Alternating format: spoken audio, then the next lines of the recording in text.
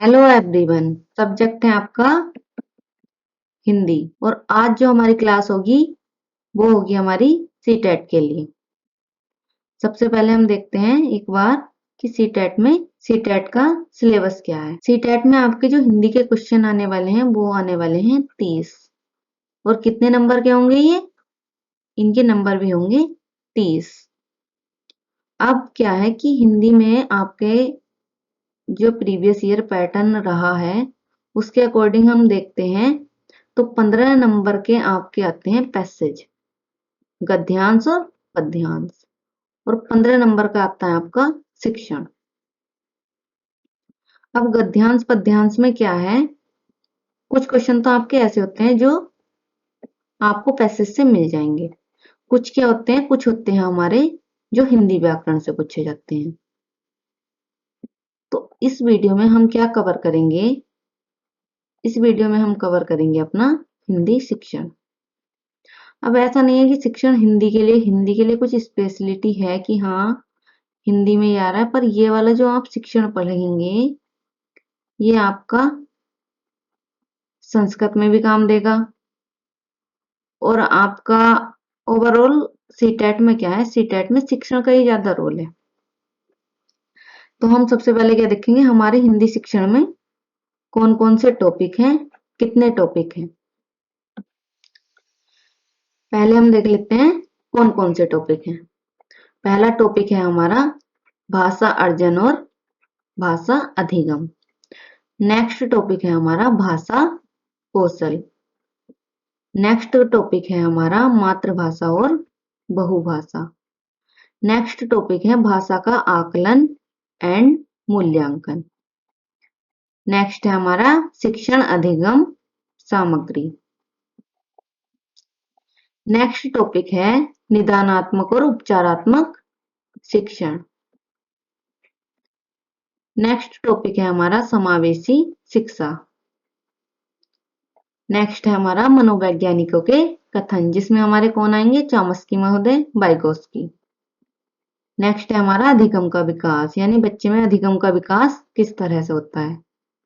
हिंदी शिक्षण की विधियां कौन कौन सी हैं, भाषा के शिक्षक की भूमिका क्या है, और भाषा शिक्षण के क्या उद्देश्य हैं।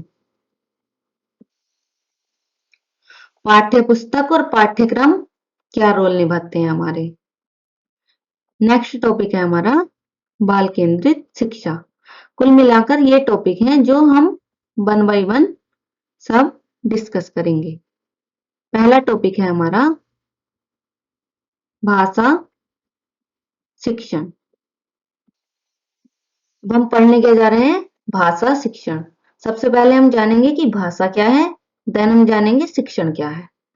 भाषा क्या है, भाषा एक माध्यम है। क्या है भाषा, एक माध्यम है जिसके द्वारा हम अपने भावों और विचारों को दूसरे तक पहुंचाते हैं तथा दूसरे के भावों और विचारों को सुनते तथा समझते हैं। भाषा क्या है, भाषा एक माध्यम है जिसके द्वारा हम क्या करते हैं, अपने विचारों को तो दूसरे तक पहुंचाते हैं तथा दूसरे के विचारों को सुनते और समझते हैं। वह क्या है, भाषा। अब हम देखते हैं कि शिक्षण क्या है। शिक्षण है कक्षा में पठन पाठन को रुचिकर बनाना तथा कक्षा में पठन पाठन को रुचिकर बनाना तथा इस दौरान आने वाली समस्याओं का समाधान करना, समस्याओं का समाधान करना। अब हमने आपको बता दिया कि भाषा क्या है और शिक्षण क्या है। तो अब अगर आप इन दोनों को मिक्स कर देते हैं, भाषा को और शिक्षण को, तो क्या बन जाता है आपका भाषा शिक्षण।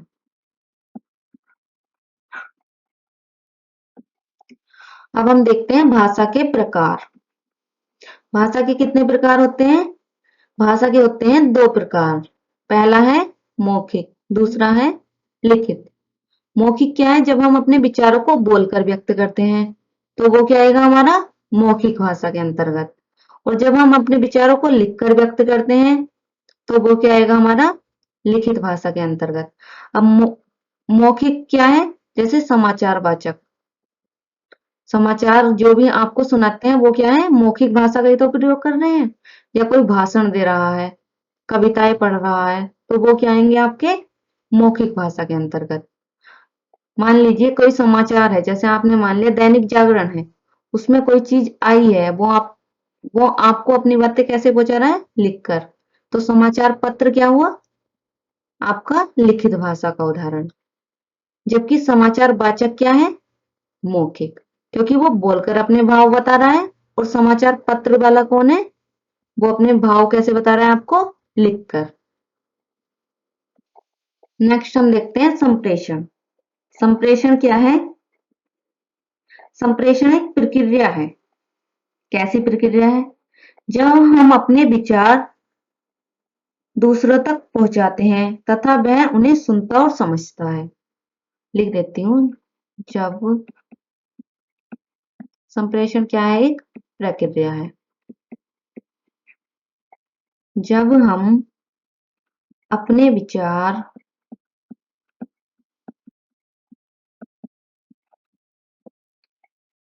दूसरों तक पहुंचाते हैं तथा वह उन्हें सुनता और समझता है,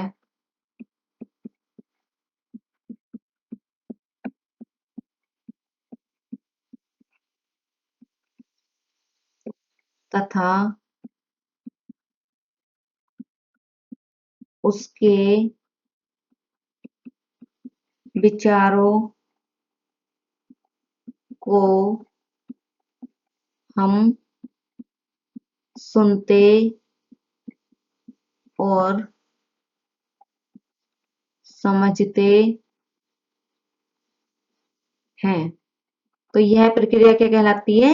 यह प्रक्रिया संप्रेषण कहलाती है। यानी संप्रेषण को इंग्लिश में क्या कहते हैं? कम्युनिकेशन। जब हम अपनी बात दूसरों तक पहुंचाते हैं और दूसरा उन्हें सुनता और समझता है, और दूसरे की बात हम सुनते और समझते हैं, तो वह वाली प्रक्रिया क्या कहलाती है हमारी? वह प्रक्रिया हमारी कहलाती है संप्रेषण।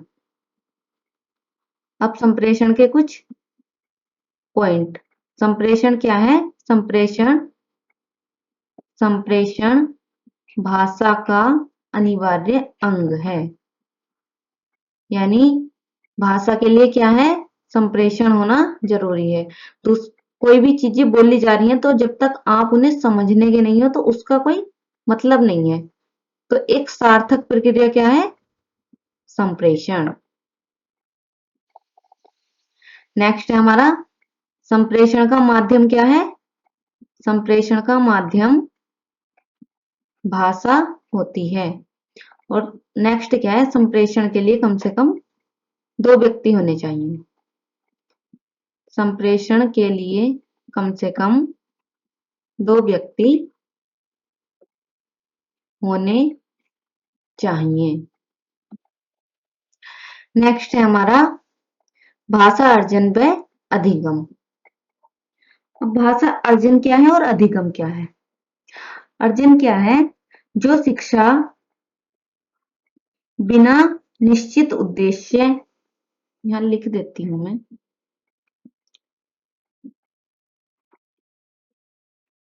बिना निश्चित उद्देश्य बिना निश्चित पाठ्यक्रम,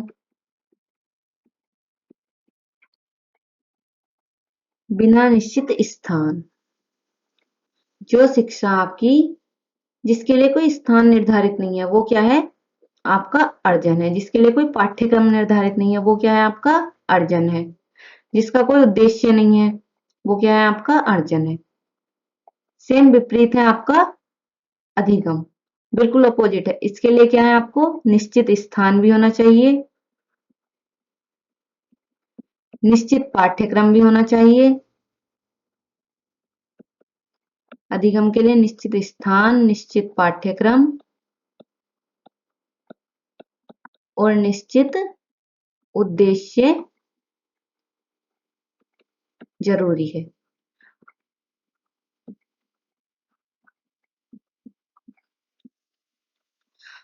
जब इसके लिए ना तो कोई स्थान निश्चित है, ना पाठ्यक्रम है और ना ही उद्देश्य है, तो ये कैसी प्रक्रिया हुई, एक अनौपचारिक प्रक्रिया। यानी अर्जन क्या है, अर्जन एक अनौपचारिक प्रक्रिया है। और अधिगम क्या है, इसके लिए सब चीज पहले से निश्चित है, तो ये कैसी प्रक्रिया है, ये आपकी औपचारिक प्रक्रिया है। अर्जन क्या है, अर्जन की जो प्रक्रिया होती है आपकी, वो अनियोजित होती है, कुछ भी सोचा समझा नहीं होता। और जो आपकी अधिगम की प्रक्रिया होती है, वो क्या होती है, सुनियोजित, यानी सब कुछ योजनाबद्ध तरीके से चल रहा है इसमें। नेक्स्ट, अर्जन की प्रक्रिया क्या है, प्राकृतिक है। और अधिगम क्या है आपका, प्राकृतिक के साथ साथ कृत्रिम भी है।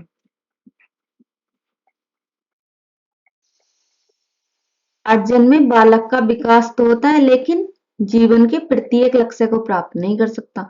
ऐसा नहीं है कि अर्जन से बच्चे का विकास नहीं हो रहा, विकास हो रहा है, पर क्या है कि जीवन के प्रत्येक लक्ष्य को प्राप्त नहीं कर सकता। जबकि अधिगम में क्या है, अधिगम में जीवन के प्रत्येक लक्ष्य को प्राप्त कर सकता है। और अधिगम में क्या है, सर्वांगीण विकास होता है।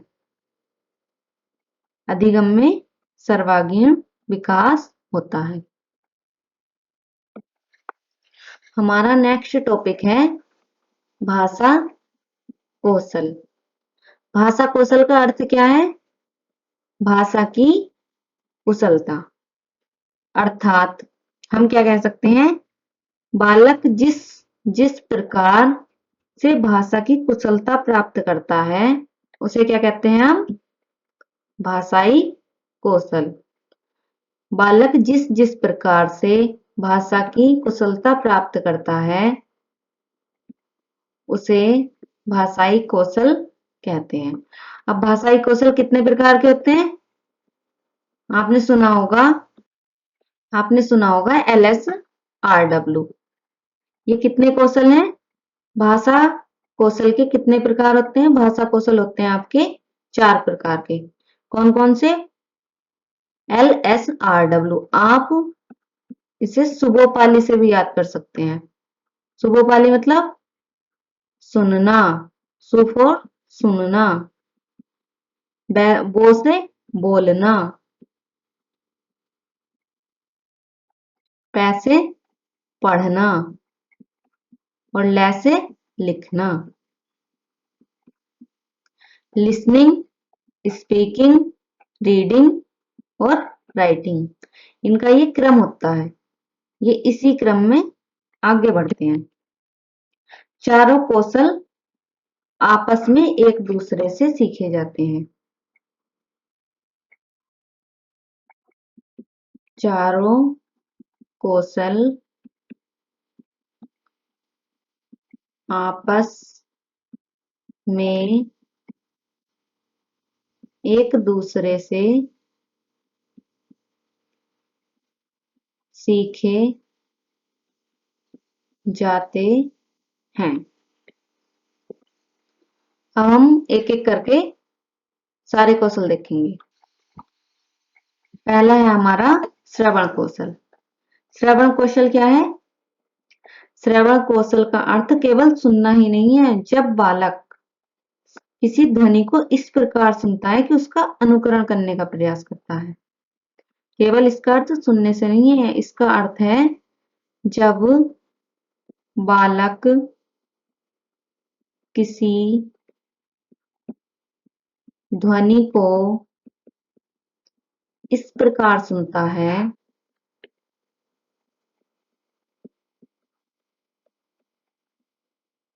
कि उसका अनुकरण करने का प्रयास करने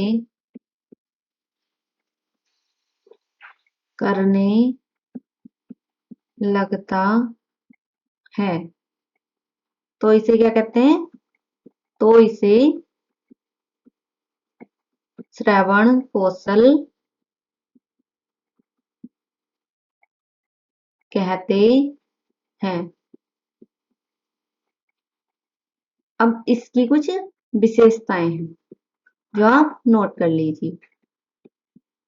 फर्स्ट विशेषता क्या है इसकी?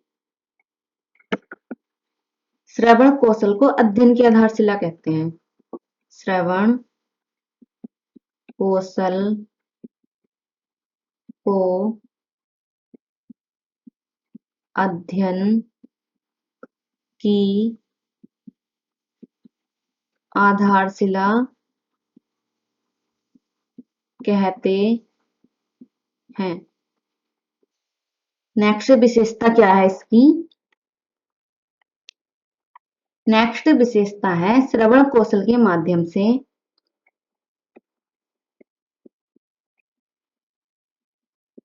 श्रवण कौशल के माध्यम से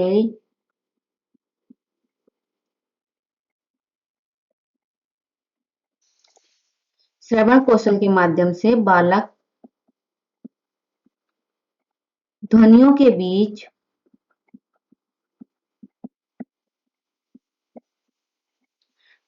के बीच सूक्ष्म अंतर समझ पाता है। श्रवण कौशल ही तो है जिससे बच्चा क्या है, ध्वनियों के बीच अंतर समझ पाता है।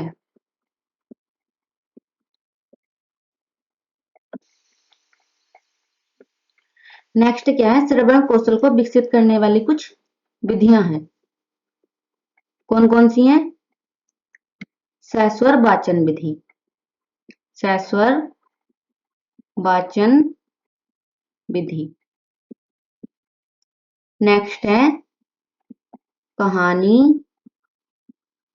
कथन विधि। नेक्स्ट है प्रश्नोत्तर विधि।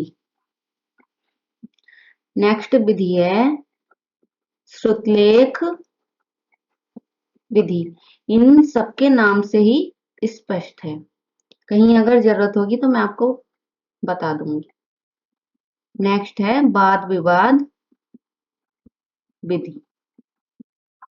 ये सब कैसी विधि है जिससे श्रवण कौशल को डेवलप किया जा सकता है। नेक्स्ट है वाचन कौशल। वाचन कौशल क्या है? जब बालक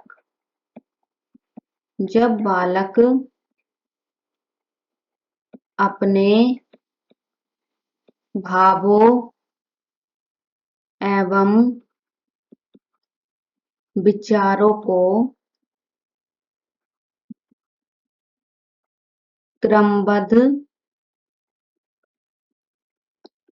ढंग से उचित लय एवं उतार चढ़ाव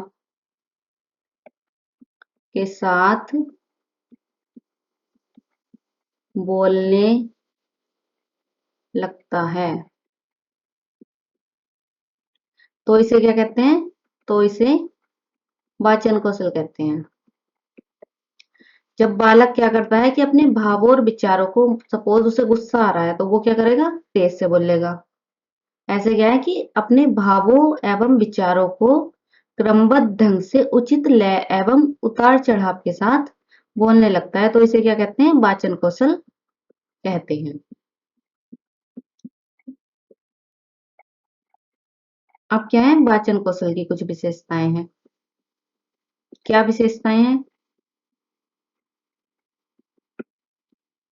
वाचन कौशल को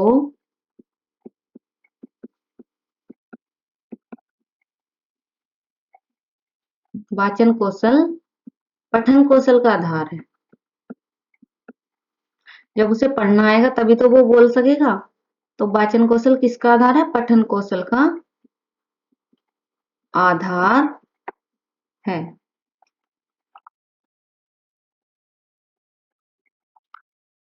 और क्या है कि विभिन्न प्रकार के व्यवसाय के लिए विभिन्न प्रकार के व्यवसायों के लिए वाचन कौशल अत्यंत महत्वपूर्ण है। वाचन कौशल अत्यंत महत्वपूर्ण है। नेक्स्ट हम क्या देखेंगे? वाचन कौशल को विकसित करने की विधियां।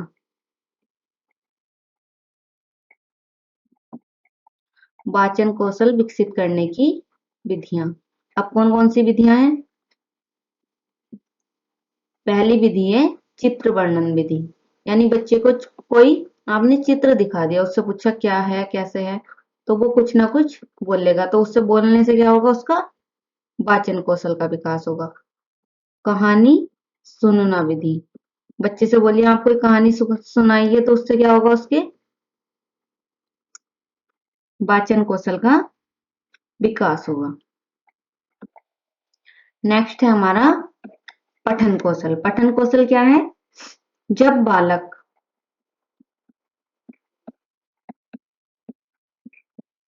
बालक में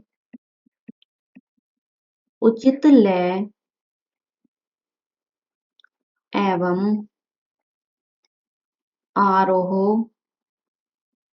अवरोह के साथ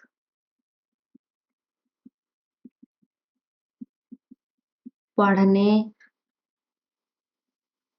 की कला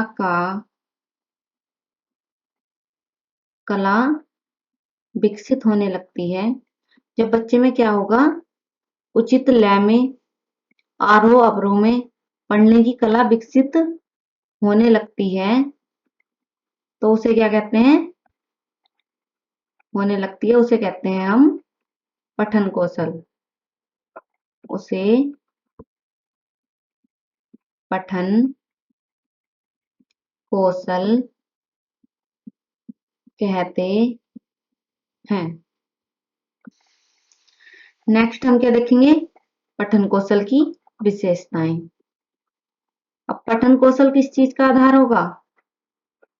अगर आपको पढ़ना आया तभी तो आप लिखना सीखेंगे।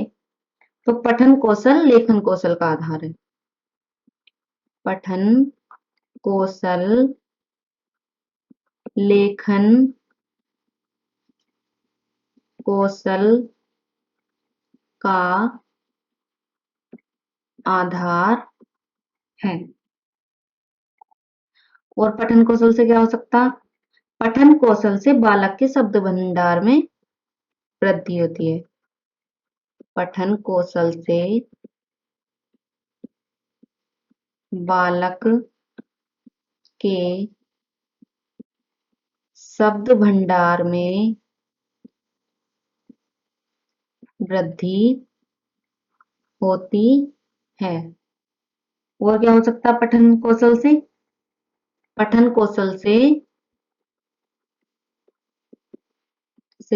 बालक की कल्पना शक्ति का विकास होता है। शक्ति का विकास होता है। नेक्स्ट हम देखेंगे पठन कौशल की विधियां। कौन कौन सी हैं पठन कौशल की विधियां? पठन कौशल की विधियां हैं वर्णबोध विधि,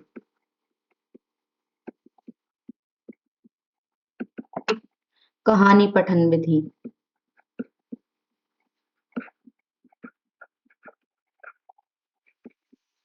शब्द विधि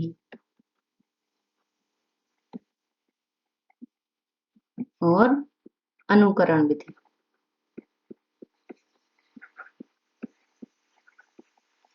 नेक्स्ट और आपका लास्ट कौशल है लेखन कौशल। लेखन कौशल क्या है? जब बालक ध्वनियों एवं शब्दों के स्वरूप को समझता हुआ क्या करता है? लिखता है। समझता हुआ लिखता है तो उसे क्या कहते हैं?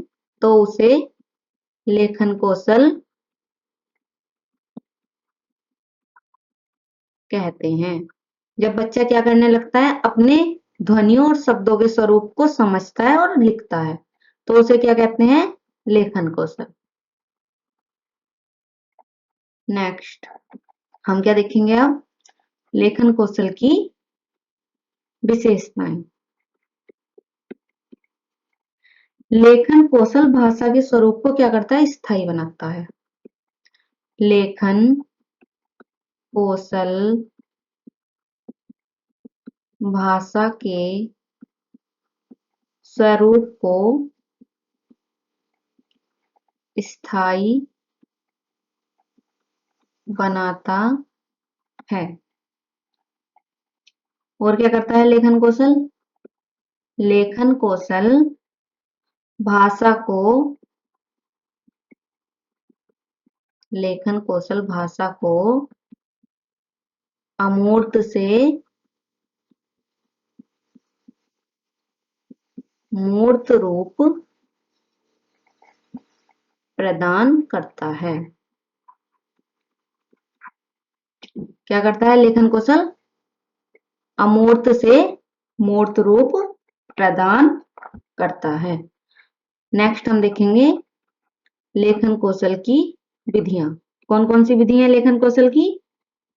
नंबर 1 है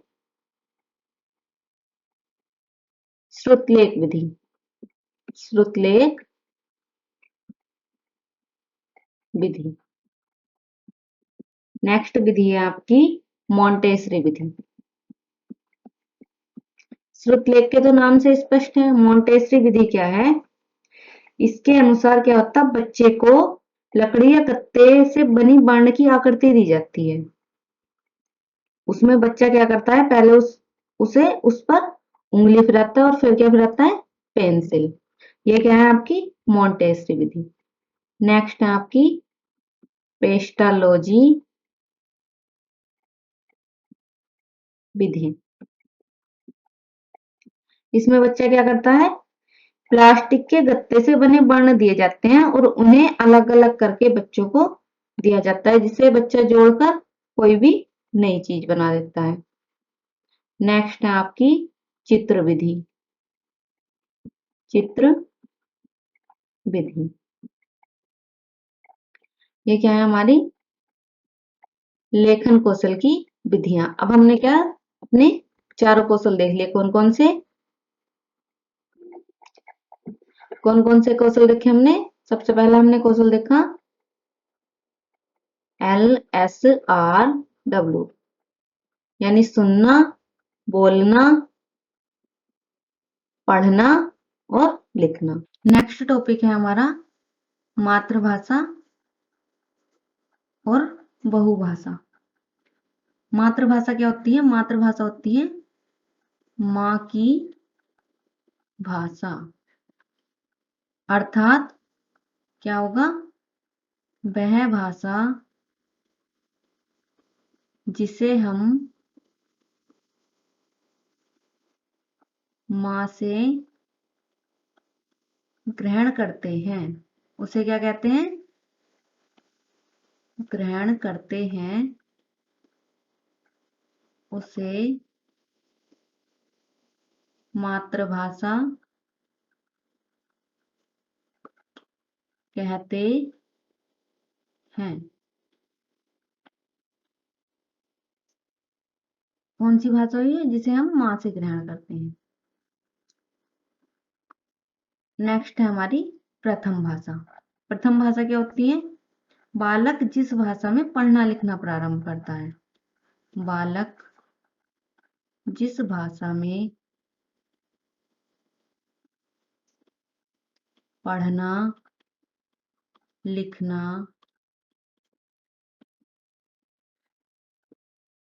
प्रारंभ करता है वह उसकी प्रथम भाषा कहलाती है। प्रथम भाषा कहलाती है। सपोज कोई क्या है, बंगाली परिवार का बच्चा है, इसका एग्जाम्पल है कोई बंगाली परिवार का बच्चा है और वो हिंदी में लिखना पढ़ना प्रारंभ कर रहा है। मान लीजिए बंगाली परिवार का है, पढ़ना लिखना किस चीज में प्रारंभ करता है? बंगाली परिवार का क्या है, बच्चा पढ़ना लिखना प्रारंभ करता है हिंदी में। तो उसकी जो प्रथम भाषा होगी, इस बच्चे की जो हिंदी होगी, वो क्या होगी? इसकी प्रथम भाषा। नेक्स्ट है हमारी राष्ट्रभाषा। राष्ट्रभाषा क्या होती है? वह भाषा जो पूरे देश में बोली और समझी जाती है। वह भाषा जो पूरे देश में बोली व समझी जाती है, उसे क्या कहते हैं? उसे राष्ट्रभाषा कहते हैं। एक और इम्पोर्टेंट पॉइंट है इसमें, क्या है कि भारत की कोई भी राष्ट्रभाषा नहीं है। भारत की कोई भी राष्ट्रभाषा नहीं है। नेक्स्ट क्या होगा हमारा? नेक्स्ट है राजभाषा। राजभाषा क्या है? वह भाषा जो सरकार के कार्य काज की भाषा होती है। मतलब राजभाषा क्या होगी? सरकार के काम काज की भाषा क्या होगी? राजभाषा। और भारत की राजभाषा क्या है? भारत की राजभाषा है हिंदी। हिंदी भारत की राजभाषा है, न कि राष्ट्रभाषा। भारत की राजभाषा हिंदी है। नेक्स्ट क्या है? भाषा शिक्षण में मूल्यांकन। भाषा शिक्षण में मूल्यांकन की अवधारणा किसने दी थी? JM rice. ये कौन थे? ये एक अमेरिका के शिक्षा शास्त्री थे। अमेरिका के शिक्षा शास्त्र। अब मूल्यांकन का क्या अर्थ होता? मूल्यांकन का अर्थ, मूल्यांकन दो शब्दों से मिलकर बना है, मूल्य प्लस अंकन। मूल्य क्या है? या तो गुण है या दोष है। और अंकन क्या होता है? उस पर अपनी टिप्पणी देना, विवेचना करके सही निर्णय लेना। तो इस प्रकार हम क्या कह सकते हैं? इस प्रकार हम कह सकते हैं कि मूल्यांकन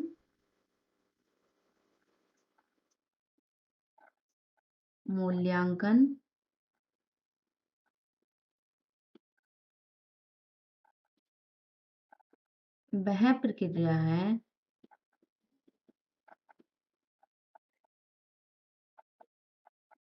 जिसमें किसी व्यक्ति या वस्तु के गुण दोषों की, गुण नहीं आएंगे, ओनली गुण और दोषों दोनों की, गुण दोषों की विवेचना करके उसके संबंध में सही निर्णय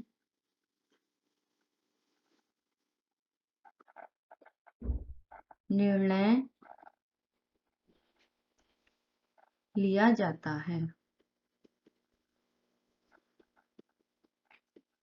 मूल्यांकन क्या है? मूल्यांकन वह प्रक्रिया है जिसमें किसी व्यक्ति या वस्तु के गुण दोषों की विवेचना करके उसके संबंध में सही निर्णय लिया जाता है।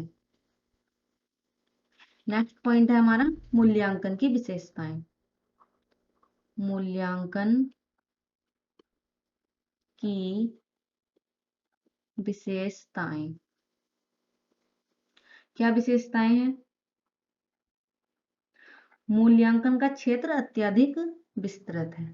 फर्स्ट है मूल्यांकन का क्षेत्र अत्यधिक विस्तृत है। नेक्स्ट है मूल्यांकन निरंतर चलने वाली प्रक्रिया है। ऐसा तो नहीं है कि आप बहुत टाइम के बाद मूल्यांकन करोगे। मूल्यांकन हमेशा चलती रहती है, मतलब मूल्यांकन एक निरंतर चलने वाली प्रक्रिया है। मूल्यांकन शिक्षा प्रणाली का अभिन्न अंग है।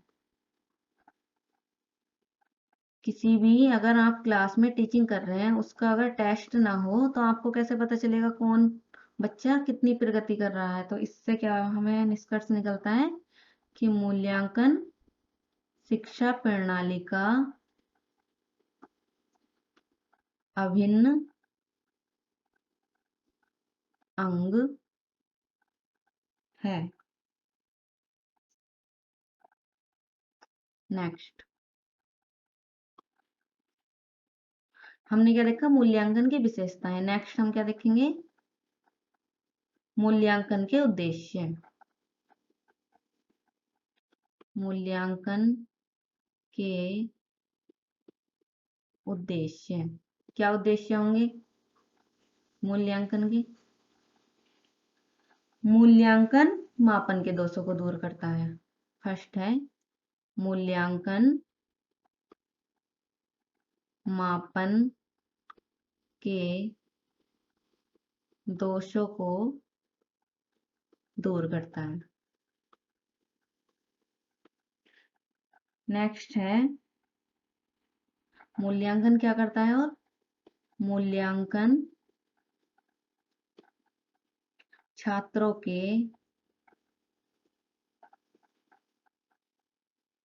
दुर्गुणों अथवा सद्गुणों दुर्गुणों अथवा सद्गुणों दुर्गुण मतलब उनकी जो बुरी आदतें हैं और सद्गुण जो उनकी अच्छी आदतें हैं को समझने में सहायता प्रदान करता है। वो समझने में सहायता प्रदान करता है। अब आप बोलेंगे मापन क्या है? इसका मैं आपको बता देती हूँ। मापन क्या है? आपने दो शब्द देखे, एक तो क्या देखा आपने? मूल्यांकन। एक शब्द है मापन। मूल्यांकन में क्या है? बच्चे का अध्ययन करेंगे हम। बच्चे का अध्ययन करने के बाद उसे क्या देते हैं? उसे देते हैं श्रेणी। और ये कैसी है? व्यापक अवधारणा है।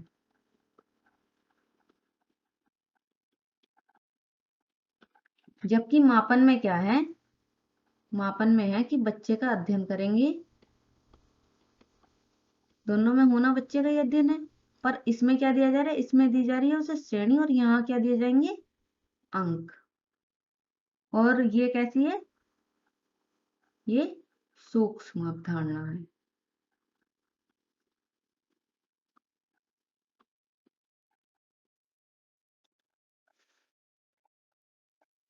आपने दो टर्म सुने होंगे क्या? सतत एवं व्यापक मूल्यांकन। सतत एवं व्यापक मूल्यांकन ये क्या है? सतत मूल्यांकन क्या है?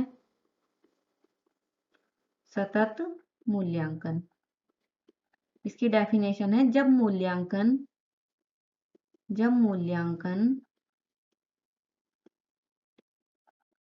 शिक्षण प्रक्रिया का अभिन्न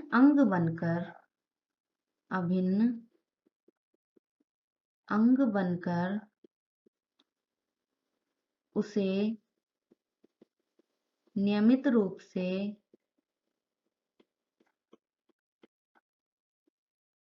दिशा एवं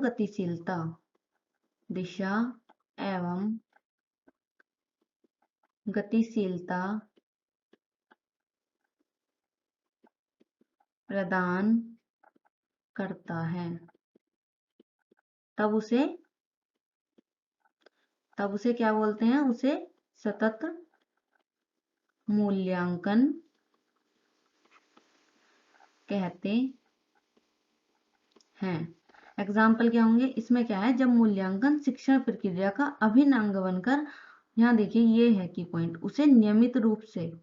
अब नियमित रूप से क्या होगा? आप क्या है, वार्षिक परीक्षा तो नियमित रूप से करा नहीं सकते, तो आप इसमें क्या रख सकते हैं? जैसे साप्ताहिक टेस्ट आ गए, साप्ताहिक टेस्ट, मासिक यानी मंथली टेस्ट। अब क्या है हमारा? नेक्स्ट है हमारा व्यापक मूल्यांकन। व्यापक मूल्यांकन क्या है? जब मूल्यांकन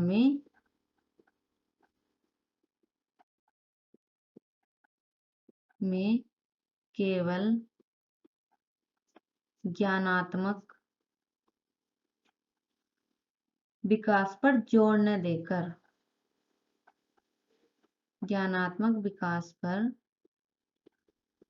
न देकर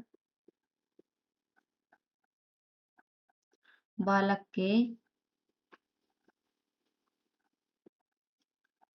व्यक्तित्व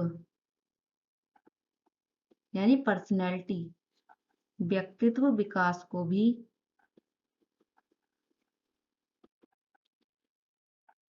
शामिल कर लिया जाता है,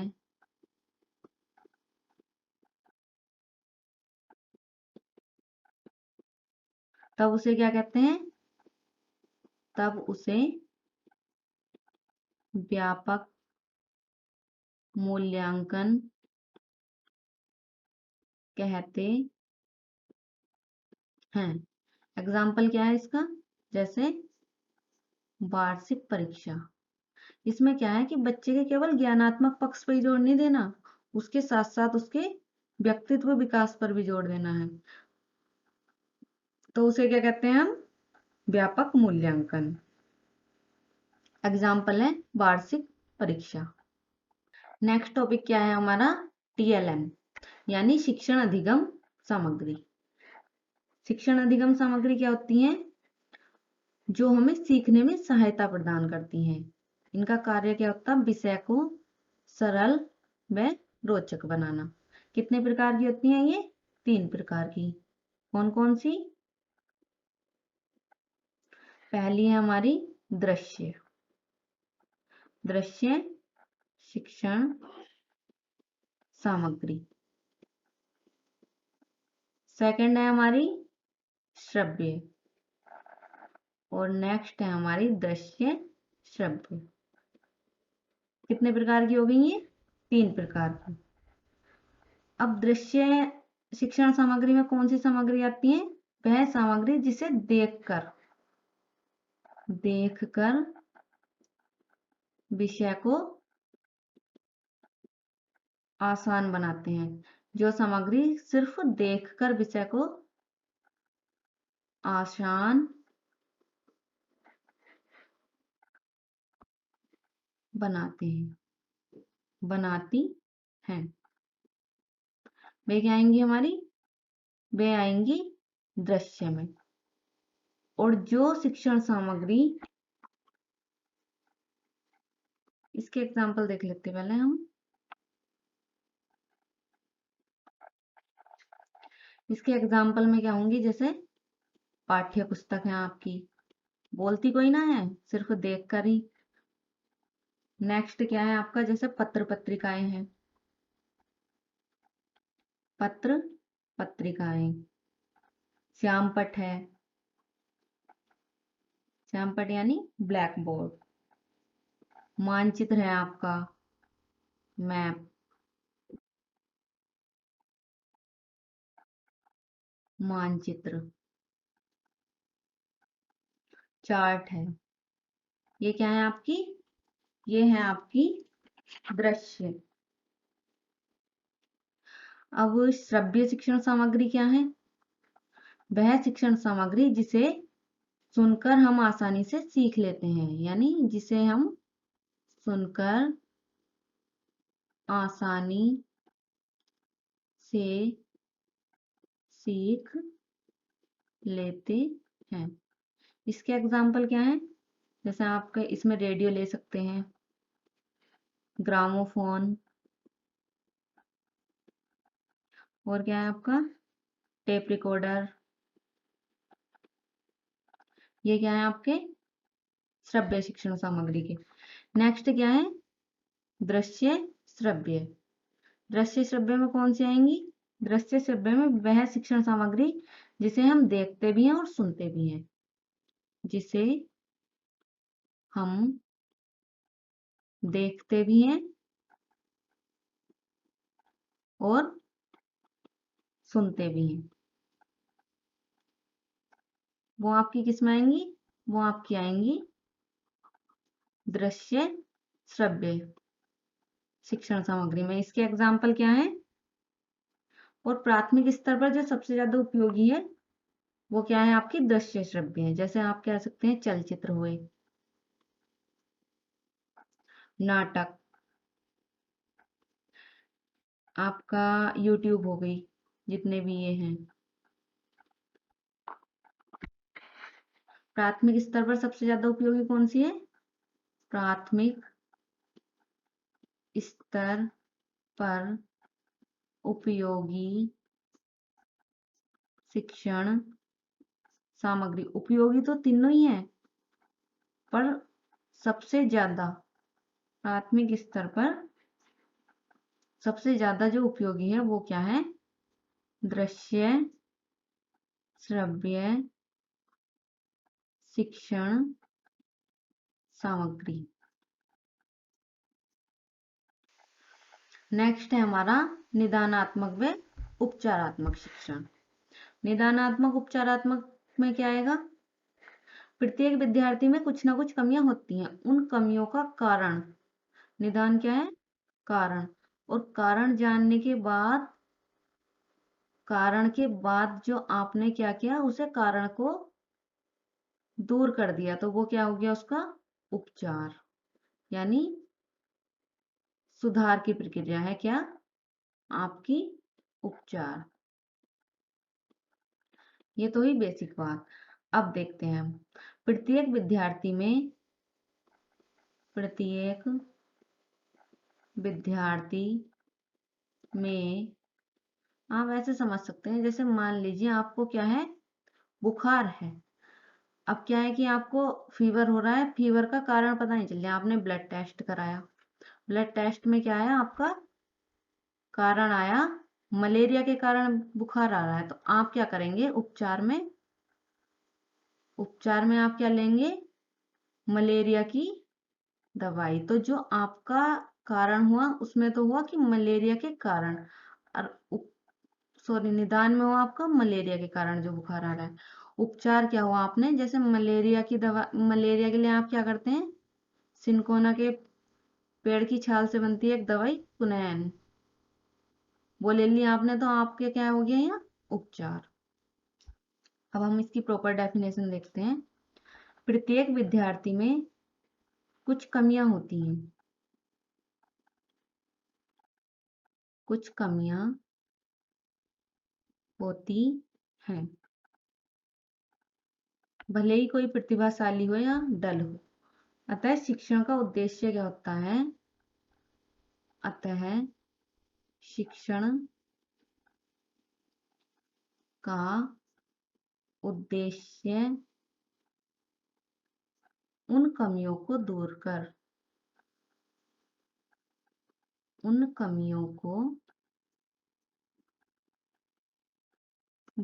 कर प्रत्येक विद्यार्थी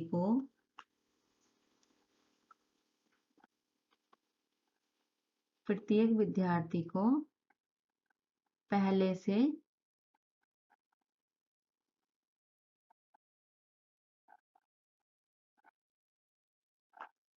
से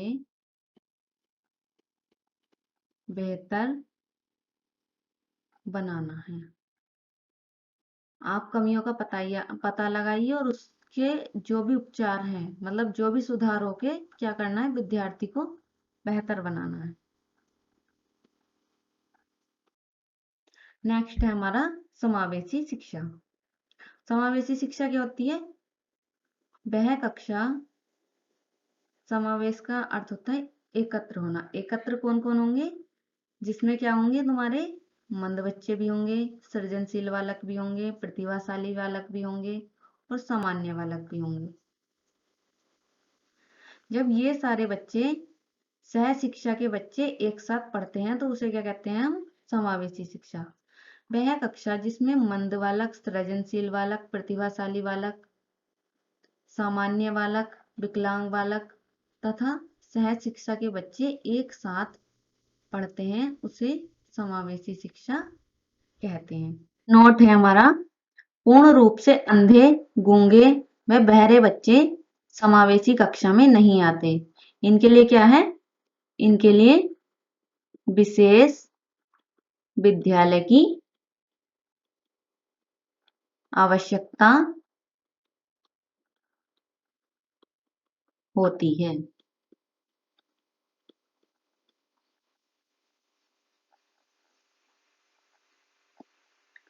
नेक्स्ट हम देखते हैं समावेशी कक्षा के महत्वपूर्ण तथ्य। समावेशी कक्षा के महत्वपूर्ण तथ्य क्या होंगे? वन बाय वन हम देखते हैं।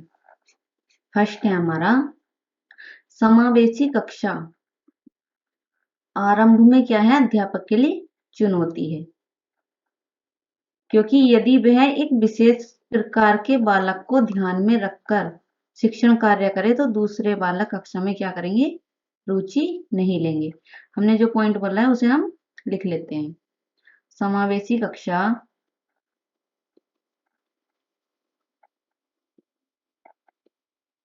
आरंभ में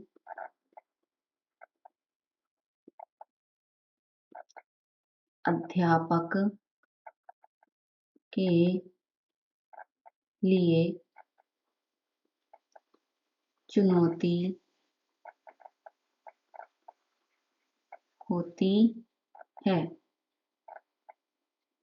क्योंकि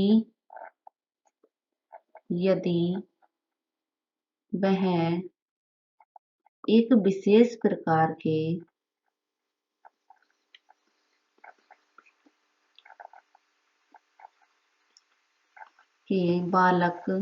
प्रकार के बालक को ध्यान में रखकर शिक्षण कार्य करे तो अन्य बच्चे क्या करेंगे? वो रुचि नहीं लेंगे। शिक्षण कार्य करे तो अन्य बच्चे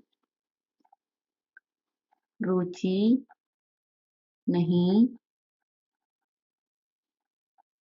लेंगे। नेक्स्ट क्या होता? नेक्स्ट है हमारा,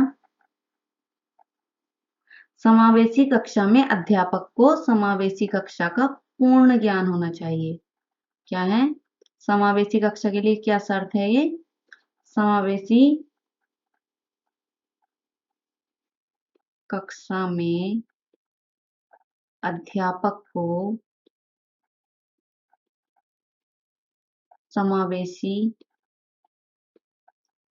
कक्षा का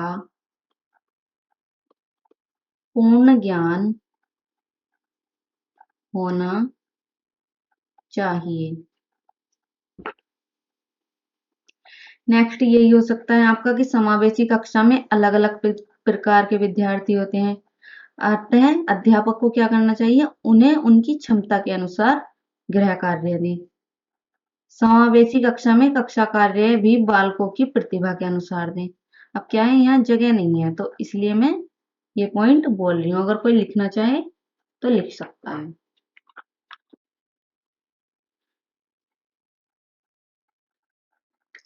हमारा नेक्स्ट टॉपिक है प्रमुख मनोवैज्ञानिकों के कथन में विचार, जिसमें हम पहला लेते हैं चॉम्स्की। इनका सिद्धांत कौन सा है? इनके सिद्धांत का नाम है, सिद्धांत है इनका भाषा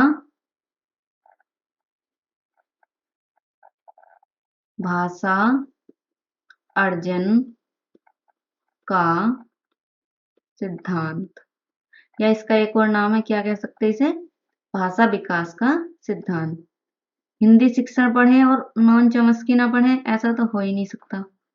तो क्या है, अब हम पढ़ेंगे नॉन चॉम्स्की, भाषा विकास का सिद्धांत।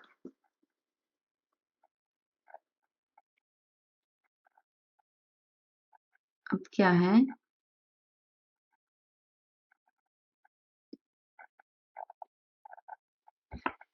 इनका क्या था, इन्होंने बताया बच्चों में सीखने की क्षमता जन्मजात होती है। ये इंपॉर्टेंट पॉइंट है, आप इसे हाईलाइट करके लिखिए, क्योंकि क्या है, ये भी डायरेक्ट ऐसे ही पूछ लिया जाता कि किसने बताया था कि बच्चों में भाषा सीखने की क्षमता जन्मजात होती है। बच्चों में भाषा सीखने की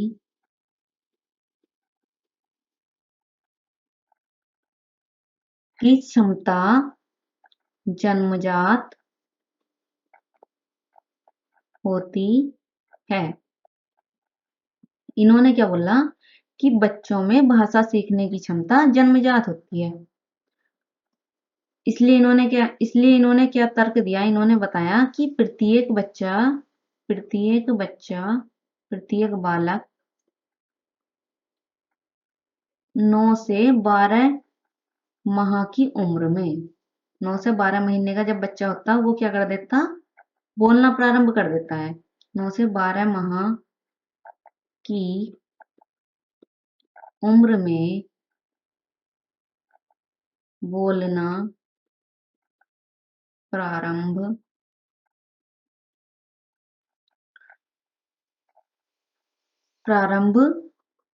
कर देता है। इन्होंने बताया कि अगर ऐसा बच्चों में सीखने की क्षमता जन्मजात नहीं होती तो कोई बच्चा कब बोलता, 9 माह में, और कोई कब बोलता, मान लीजिए अगर जन्मजात नहीं होती तो कोई बच्चा, एक बालक है जो बोल रहा है आपका 9 माह में, तो अगला बच्चा क्या है, अगला बालक है कोई, वो बोल रहा है 19 माह में, और कोई जीवन भर बोलता ही नहीं। तो इसलिए इन्होंने अपने इस पॉइंट से क्या किया, इन्होंने बताया कि बच्चों में भाषा सीखने की क्षमता जन्मजात होती है।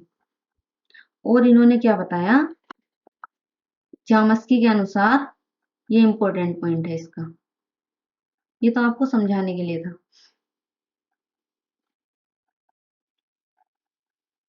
चॉम्स्की के अनुसार, इनके अनुसार बच्चे में क्या होता है,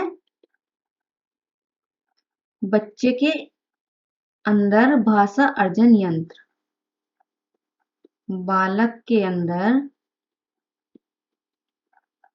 भाषा अर्जन यंत्र होता है, जिसे क्या बोलते हैं, LAD, लर्निंग एपिटाइट डिवाइस। इसकी फुल फॉर्म है लर्निंग एपिटाइट डिवाइस। ये क्या है आपके चोम्स्की महोदय ने बताया। इन्होंने भाषा अर्जन यंत्र के 2 प्रकार बताए। कौन कौन से हैं वे 2 प्रकार? क्या बताया इन्होंने? 2 भाग बताए इसके। एक तो इन्होंने बताया सतही संरचना, और दूसरा इन्होंने बताया गहरी संरचना। ये किसके भाग बताए इन्होंने? भाषा अर्जन यंत्र के, यानी लर्निंग एपेटाइट डिवाइस के 2 भाग बताए हैं। सतही संरचना में इन्होंने क्या बताया? जिसमें बच्चा क्या है, वातावरण से सीखता है। इसमें क्या है, वातावरण से सीखता है। और गहरी संरचना में इन्होंने क्या बताया? बालक अपने भावों और विचारों को व्यक्त करता है। अपने भावों व विचारों को व्यक्त करता है। नेक्स्ट है हमारे वाइगोत्स्की महोदय। इन्होंने भी बताया। इन्होंने कौन सा सिद्धांत दिया भाषा शिक्षण में? इन्होंने दिया सामाजिक ये तो है ही, सामाजिक संज्ञानात्मक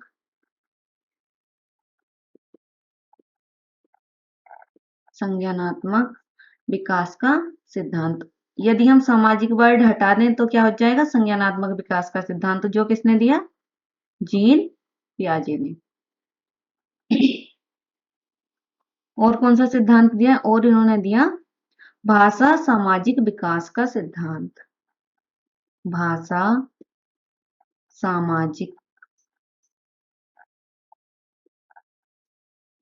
विकास का सिद्धांत। नेक्स्ट इन्होंने एक और दिया था, सामाजिक सांस्कृतिक। ये तीनों इनके सिद्धांत हैं। सिद्धांत कह लो या इन्हीं के नाम है। ये एक सिद्धांत की तीनों नाम है। सामाजिक सांस्कृतिक विकास का सिद्धांत। इन्होंने क्या बताया? इनके अनुसार क्या है, वाइगोत्स्की के अनुसार बच्चा कैसे सीखता है? बच्चा समाज से सीखता है।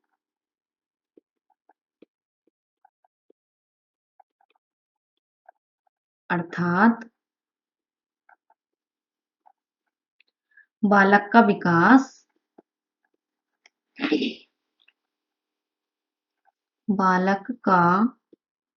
विकास समाज में ही संभव है।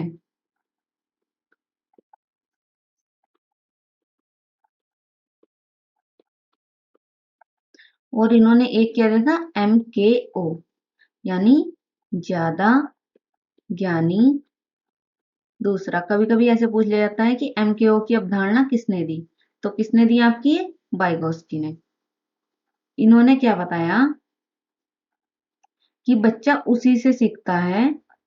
इस अवधारणा में इन्होंने बताया बच्चा उसी से सीखना पसंद करता है, सीखना पसंद करता है जो उससे अधिक ज्ञानवान हो, जो उससे ज्यादा जानता हो, जो उससे ज्यादा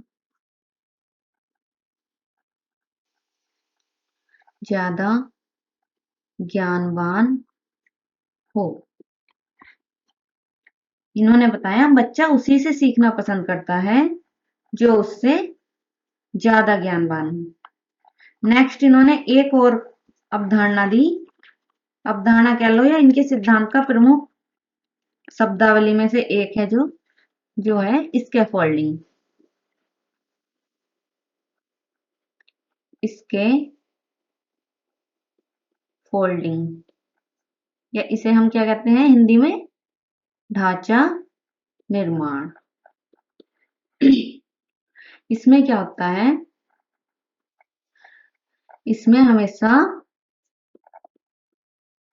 प्रारंभिक मदद दी जाती है, प्रारंभिक मदद दी जाती है, प्रारंभिक मदद दी जाती है। और क्या होती है वो, अस्थाई, अस्थाई मदद होती है। इसका एग्जाम्पल क्या है, जैसे आपने बच्चे को क्या सिखाना है, साइकिल चलाना सिखाना, साइकिल चलाना सिखाना। तो इसमें क्या है, आप क्या बच्चे को पहले ही तो पकड़ के चलना सिखाओगे, ऐसा तो नहीं है कि जब तक वो साइकिल चलाएगा आप पकड़े रहोगे। तो इसमें क्या है, प्रारंभिक मदद दी जा रही। और अस्थायी इसलिए है क्योंकि बाद में आप छोड़ दोगे, बाद में जब उसे आ जाएगी तो वो अपने आप से चलाने लगेगा, फिर आपकी हेल्प की उसे जरूरत भी नहीं है। एक इन्होंने कॉन्सेप्ट दिया था ZPD, फुल फॉर्म है इसकी समीप्य विकास का क्षेत्र। इसमें कैसी सहायता दी जाती, इसमें दी जाती है, हमेशा इसमें दी जाएगी प्रारंभिक सहायता, किसमें, स्कैफोल्डिंग में। इसमें ZPD में दी जाएगी बीच में, बीच में सहायता। और कैसी होगी ये, स्थायी सहायता होगी।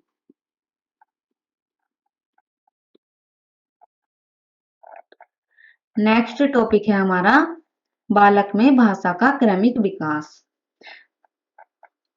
इसमें क्या है, जब बच्चे का जन्म होता है तो जन्म के समय, ये जन्म के समय बच्चा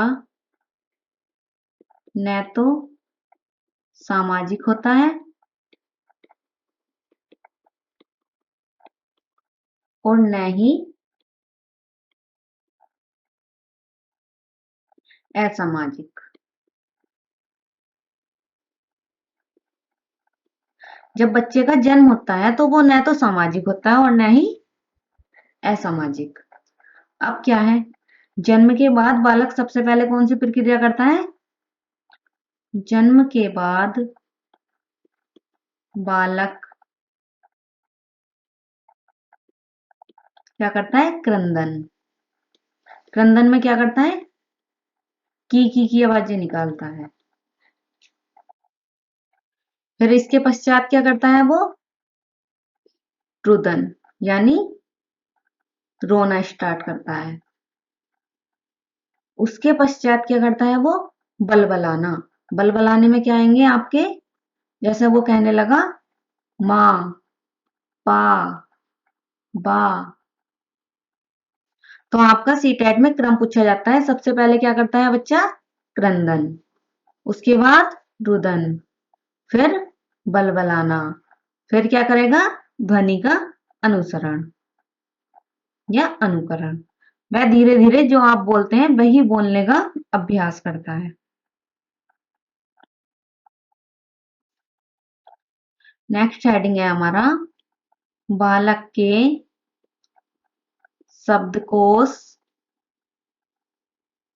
का विकास। एक साइड हम लिख लेंगे अवस्था, दूसरी साइड हम लिख लेंगे शब्दकोश। अवस्था क्या है, जन्म से 8 माह, जन्म से 8 माह तक बच्चे के क्या होता है, शब्दकोश 0। 9 से 12 माह, 9 से 12 महीने का बच्चा कितने बोलने लगता है, 3 से 4 शब्द। 13 से 18 माह का बच्चे का शब्दकोश होता है 10 से 12 शब्द। 19 से 24 माह के बच्चे का शब्दकोश होता है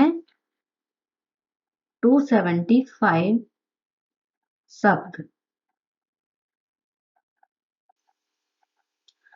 25 से 30 माह के बच्चे का शब्दकोश होता है 450 शब्द। 31 से 36 माह के बच्चे का शब्दकोश होता है 1000 शब्द। यानी 3 साल का बच्चा 1000 शब्द बोलने लगता है।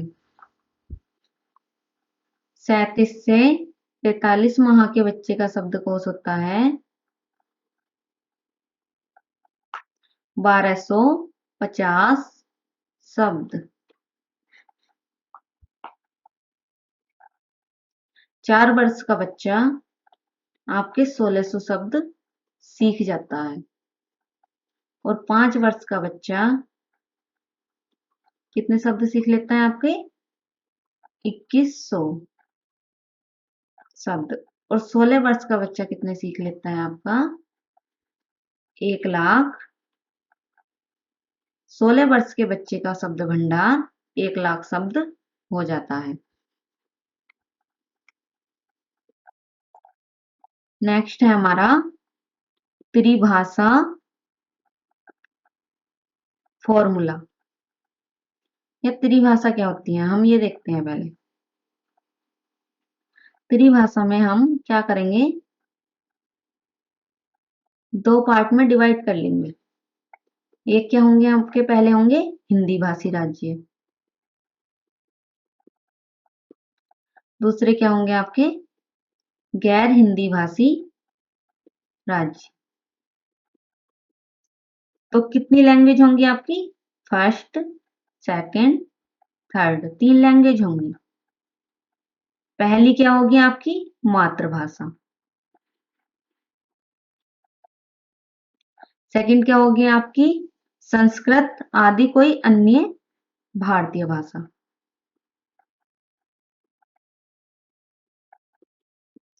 अन्य कोई भारतीय भाषा।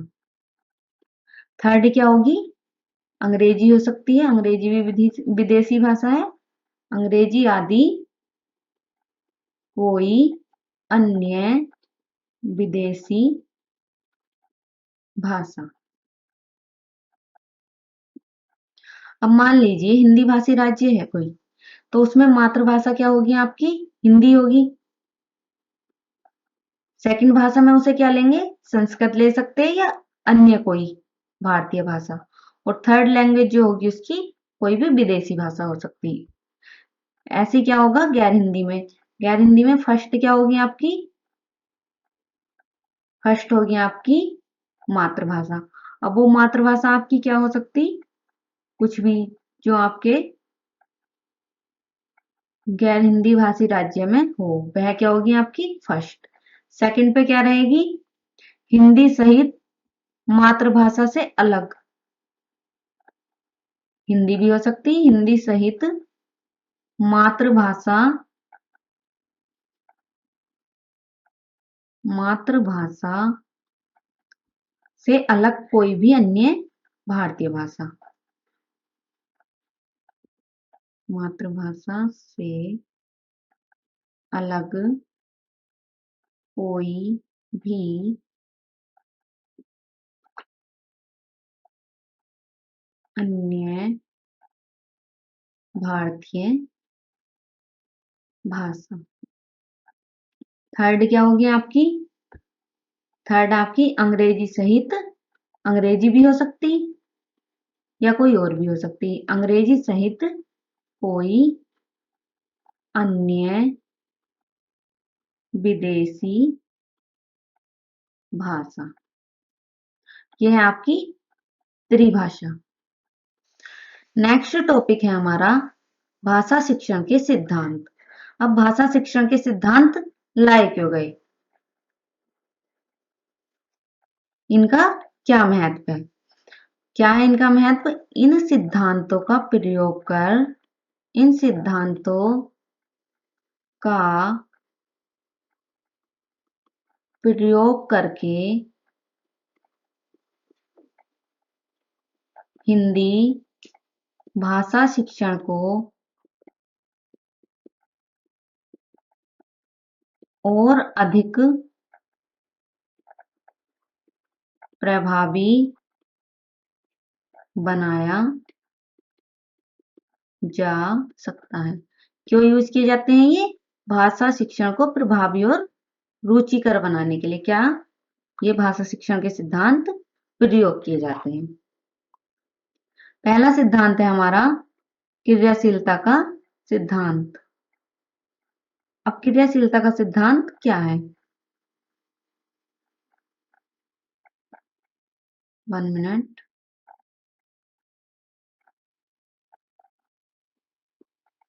क्रियाशीलता का सिद्धांत, इसका अन्य नाम क्या है? अन्य नाम है इसका करके सीखने का सिद्धांत, लर्निंग बाय डूइंग, करके सीखने का सिद्धांत। इससे क्या है? विद्यार्थी में समस्या समाधान व आलोचनात्मक चिंतन का विकास होगा। इससे क्या होगा? समस्या समाधान व आलोचनात्मक चिंतन का विकास होता है। इसके एग्जाम्पल क्या है? इसके एग्जाम्पल में जैसे आ सकते हैं प्रश्न पूछना, प्रोजेक्ट बनवाना सॉरी, ये क्या है इसके एग्जाम्पल में। नेक्स्ट सिद्धांत है हमारा साहचर्य का सिद्धांत। इसका अन्य नाम क्या है? अनुबंधन का सिद्धांत। इसमें क्या है? जब बालक छोटा होता है तो चीजों को देखकर ही उनका ज्ञान प्राप्त करता है। तो वो जैसे मान लीजिए इसका एग्जाम्पल से हम समझते हैं, टेबल पर रखा चश्मा माँ द्वारा बताए जाने पर बालक जान जाता है कि चश्मा, माँ जो मंगा रही है वो क्या है? चश्मा है। टेबल पर रखा चश्मा माँ द्वारा बताए जाने पर बालक जान जाता है कि क्या है? ये चश्मा है। नेक्स्ट है हमारा जीवन से संबंधित करने का सिद्धांत। बच्चे को व्यावहारिक जीवन से जोड़कर पढ़ाना है। क्या है? बच्चे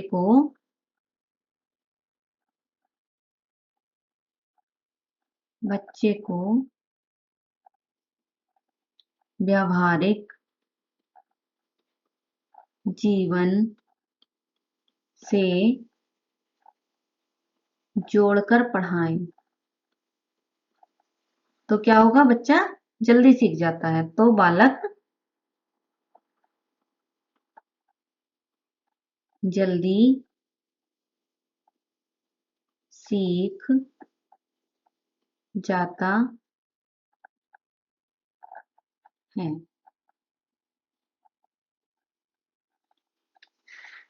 इस विधि का प्रयोग करके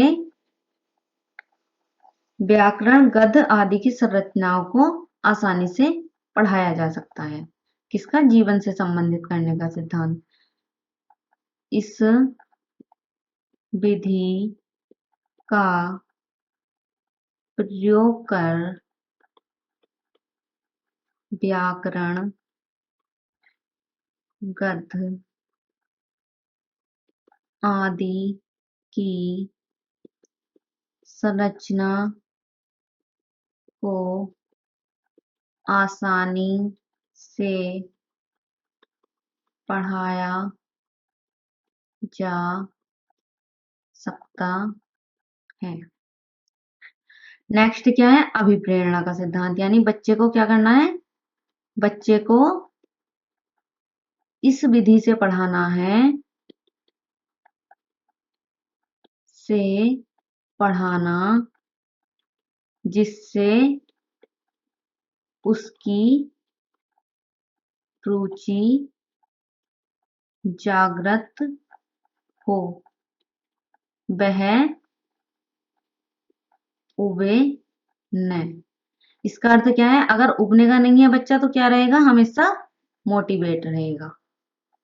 ऐसी शिक्षण विधियों का प्रयोग करना है जिससे बच्चे की ज्यादा से ज्यादा रुचि डेवलप हो। नेक्स्ट है बाल केंद्रितता का सिद्धांत। इसमें क्या है? प्रमुख क्या है? बच्चा। बच्चे की रुचि, जिज्ञासा आदि को ध्यान में रखकर शिक्षण कार्य करना क्या है? बाल केंद्रितता। नेक्स्ट है अनुकरण का सिद्धांत।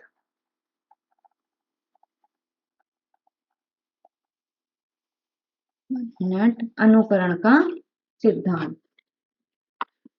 इसमें क्या है? बालक अपने परिवारजनों तथा साथियों की भाषा का अनुकरण करके सीखता है। इसमें बालक अपने परिवारजनों तथा साथियों की भाषा का अनुकरण करके सीखता है। अर्थात उसके आसपास का वातावरण जितना समृद्ध होगा बालक उतनी जल्दी क्या करेगा? सीख जाएगा। नेक्स्ट है, और लिख लीजिए इसके अनुकरण के सिद्धांत के जो समर्थन करता थे, कौन कौन थे वे? जापानीज,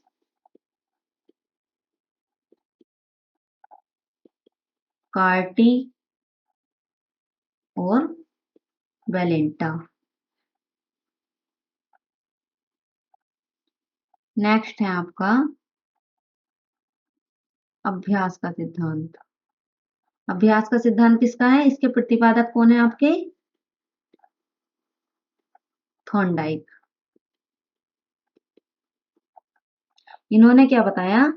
भाषा एक कौशल है जिसका विकास अभ्यास पर निर्भर करता है। इन्होंने बताया कि भाषा एक कौशल है जिसका विकास अभ्यास पर निर्भर करता है। नेक्स्ट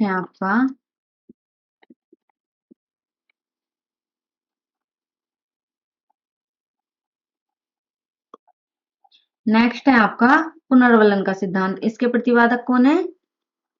प्रतिपादक है इसके हल। और इसके समर्थनकर्ता कौन है? समर्थनकर्ता है इसके स्किनर। बालक द्वारा किए गए अच्छे कार्यों की सराहना करना, यानी उसे आप कह देंगे शाबाश, तो वह क्या है? पुनर्वलन का कार्य करती है। बालक द्वारा किए गए अच्छे कार्यों की सराहना करना उसके लिए पुनर्वलन का कार्य करती है। नेक्स्ट है हमारा वैयक्तिक भिन्नता का सिद्धांत। इसमें क्या है? कक्षा का प्रत्येक बालक किसी न किसी प्रकार दूसरे से भिन्न होता है। कक्षा का प्रत्येक बालक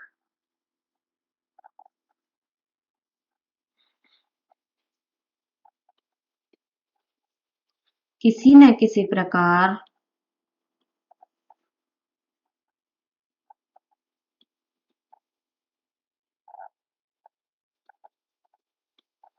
दूसरे से भिन्न होता है।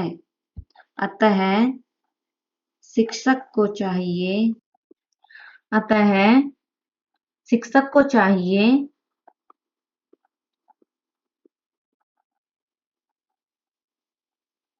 कि इस प्रकार शिक्षण कार्य करे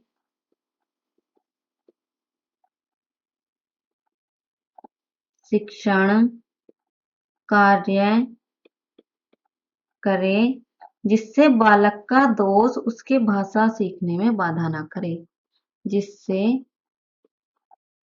बालक का दोष उसे भाषा सीखने में बाधा उत्पन्न न करे। नेक्स्ट टॉपिक है हमारा विभिन्न स्तरों पर मातृभाषा शिक्षण के उद्देश्य। सबसे पहले हम क्या देखेंगे, प्राथमिक स्तर पर क्या उद्देश्य होंगे। प्राथमिक स्तर पर भाषा शिक्षण के मातृभाषा शिक्षण के उद्देश्य। फर्स्ट है शब्दकोश को क्रम से विकसित करना।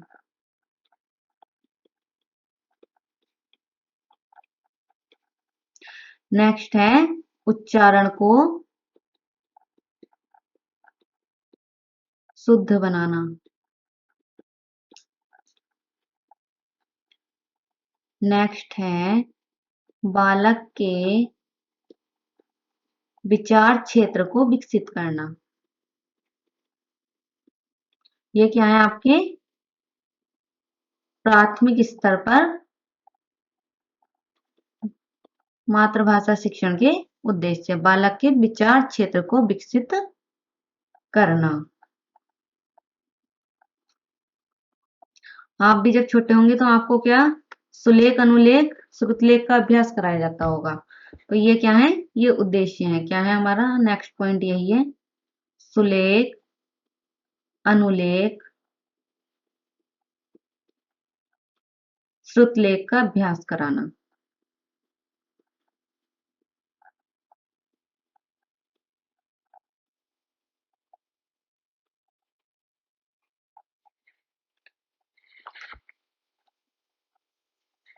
अब हम देखते हैं माध्यमिक स्तर पर क्या होंगे मातृभाषा शिक्षण के उद्देश्य। बालक में संवाद तथा अभिनय की योग्यता विकसित करना।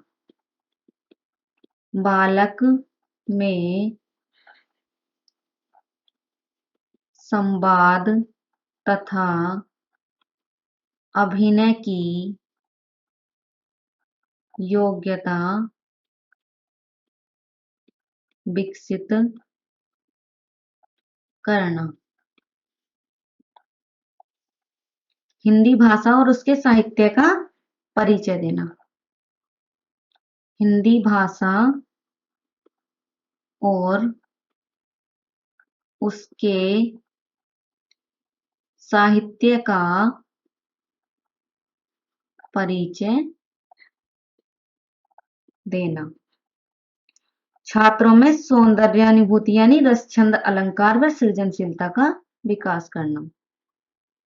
छात्रों में सौंदर्यानुभूति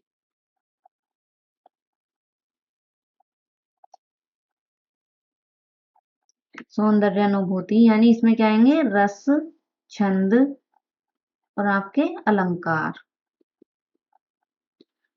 एवं सृजनशीलता का विकास करना।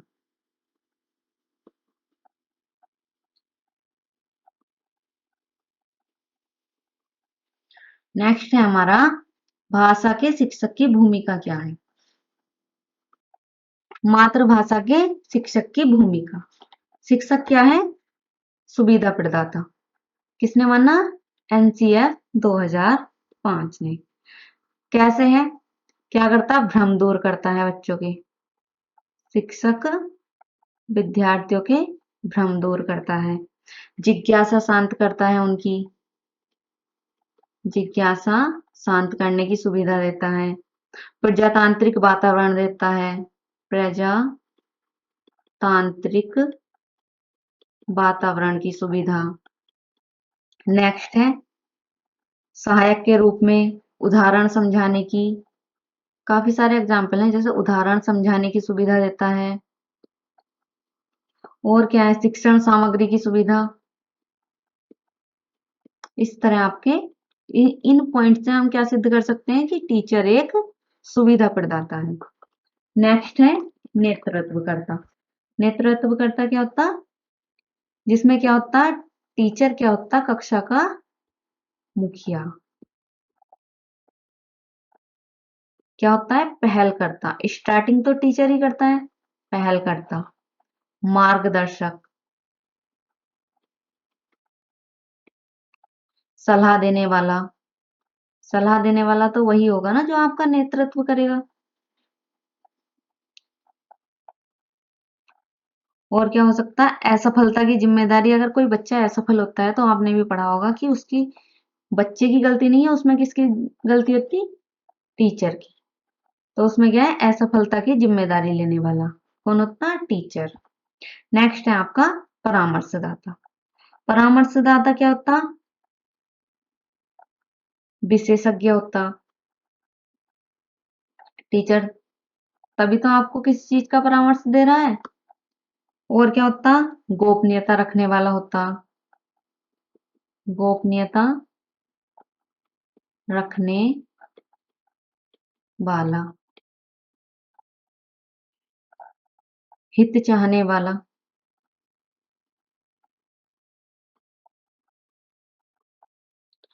नेक्स्ट है हमारा अनुश्रवणकर्ता। अनुश्रवणकर्ता का मीनिंग होता, अनुश्रवण को हम हिंदी में कहते, इंग्लिश में कहते हैं, सॉरी, मॉनिटर। मॉनिटर क्या होता? निगरानी रखता आप पर। कौन है?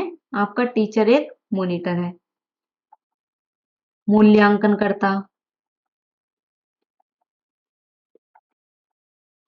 और क्या होता? सुधारक होता। नेक्स्ट है आपका मार्गदर्शक। मार्गदर्शक में क्या आएंगे? अनुभवी होता है टीचर। और जी लक्ष्य निर्धारक, आपके लक्ष्य का निर्धारण करने वाला। परेशानी दूर करने वाला।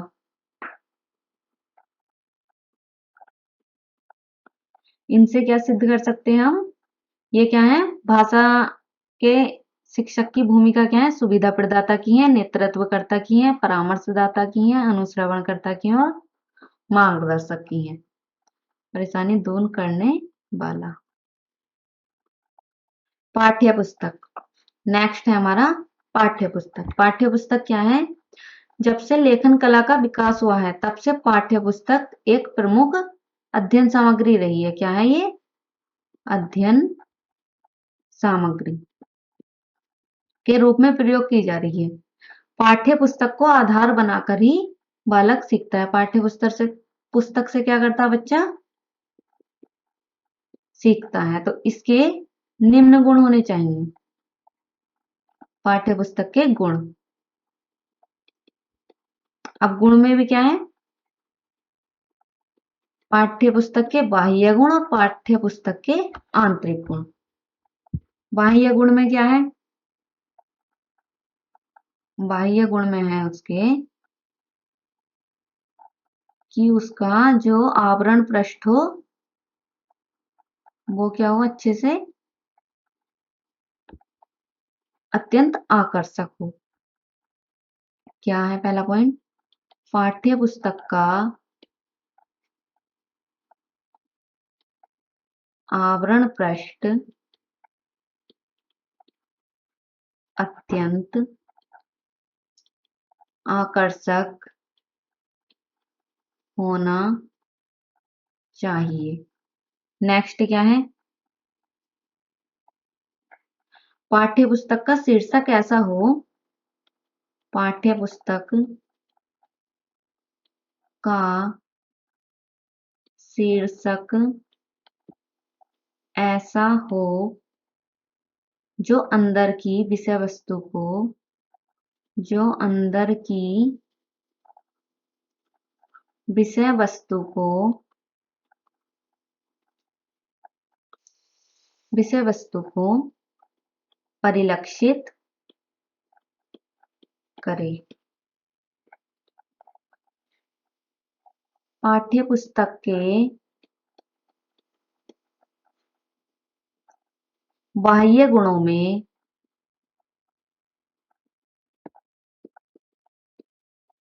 लेखक का परिचय भी होना चाहिए। लेखक का परिचय भी होना चाहिए। ये क्या है? ये गुण है। नेक्स्ट एक और लिख लेते हैं, पृष्ठों की गुणवत्ता। क्या है? पाठ्य पुस्तक जो भी है उसका उसके जो पेपर हैं उनकी भी तो गुणवत्ता होनी चाहिए। पृष्ठों की गुणवत्ता, उसका मुद्रण यानी उसमें एरर ना हो, एवं अक्षरों की मोटाई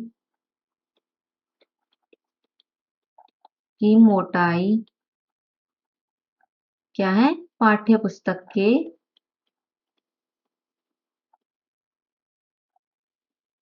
बाह्य गुण में शामिल हैं। नेक्स्ट हम क्या देखते हैं? अब हम देखेंगे अब पाठ्य पुस्तक के आंतरिक गुण। क्या है पाठ्य पुस्तक के आंतरिक गुण? फर्स्ट है हमारा, पाठ्य पुस्तक में बच्चे को अपनी ओर आकर्षित करने की क्षमता होनी चाहिए। पाठ्य पुस्तक में बच्चे को अपनी ओर आकर्षित करने की क्षमता होनी चाहिए। अब आप भी मार्केट से बहुत सारी बुक खरीदने जाते हैं, ऐसा तो नहीं है कि उसका कवर पेज देख के ही आप बुक ले लेते हैं। उसमें क्या है कि बच्चे को उसका स्टडी मटेरियल, भाषा, सब चीजें मायने करती हैं। तो इसलिए क्या है, उसमें आंतरिक गुण में क्या होना चाहिए? उसे बच्चे को अपनी ओर आकर्षित करनी चाहिए। पाठ्य पुस्तक क्या है? हमेशा बच्चे के स्तर के अनुकूल हो। पाठ्य पुस्तक सदैव बच्चे के स्तर के अनुकूल हो। पाठ्य पुस्तक की भाषा कैसी होनी चाहिए? पाठ्य पुस्तक की भाषा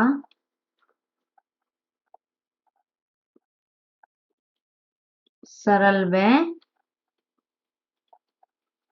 सुबोध हो।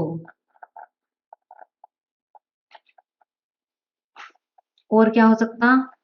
पाठ्य पुस्तक में अभ्यास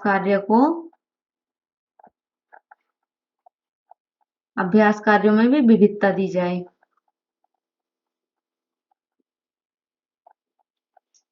नेक्स्ट क्या हो सकता?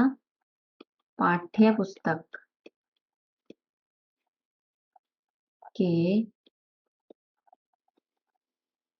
अभ्यास कार्यों में भी विविधता दी जाए।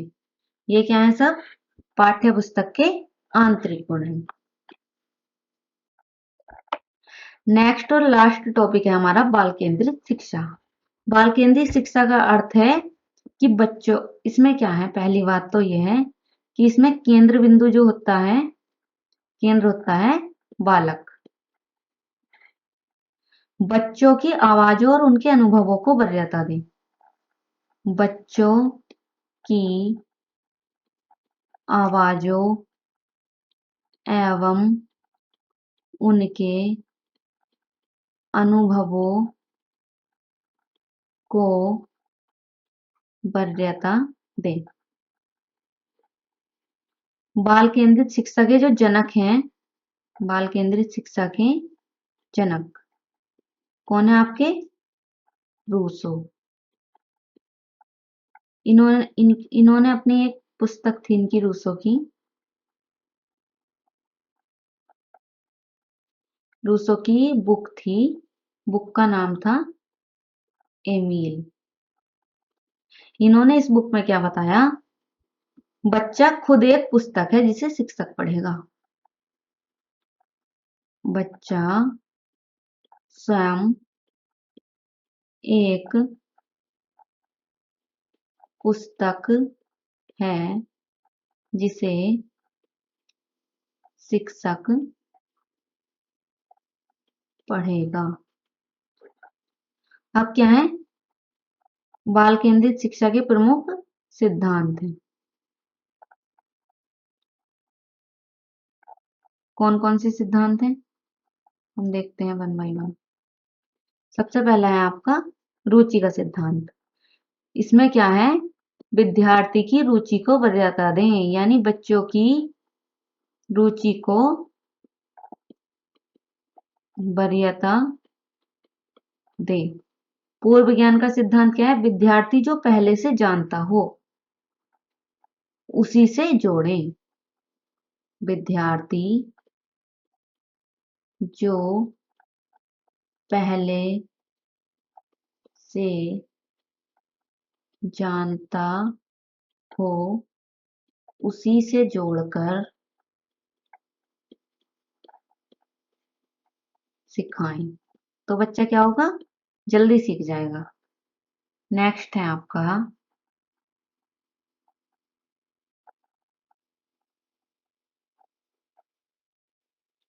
वैयक्तिक भिन्नता का सिद्धांत। इसमें क्या है? विद्यार्थियों में पाए जाने वाले अंतरों के अनुसार क्या करें? शिक्षण विधि। विद्यार्थियों में पाए जाने वाले अंतरों के अनुसार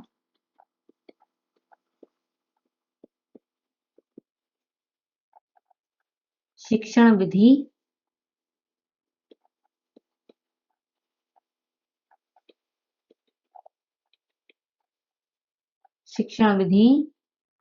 प्रयोग करें।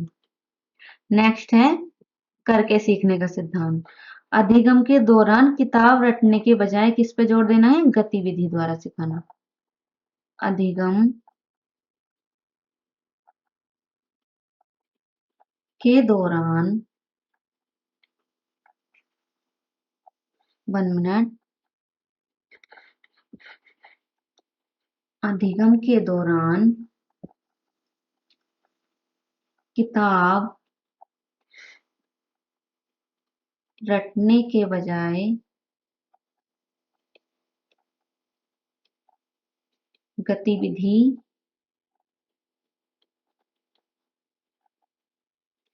आधारित शिक्षा दे।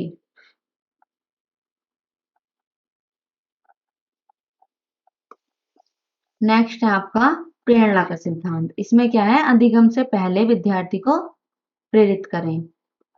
अधिगम से पहले विद्यार्थी को प्रेरित करें। खोज का सिद्धांत क्या है? अधिगम के दौरान सूचना रटने के बजाय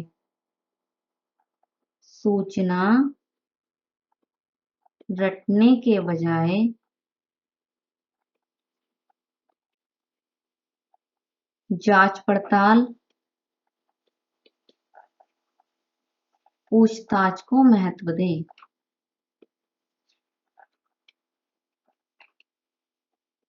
रटने के बजाय किसे ज्यादा महत्व देना? जांच पड़ताल और पूछताछ को। नेक्स्ट है आपका नेक्स्ट और लास्ट प्रजातांत्रिक मूल्यों का सिद्धांत। इसमें क्या है? शिक्षक शिक्षार्थी व्यक्ति के रूप में बराबर हैं। क्या है?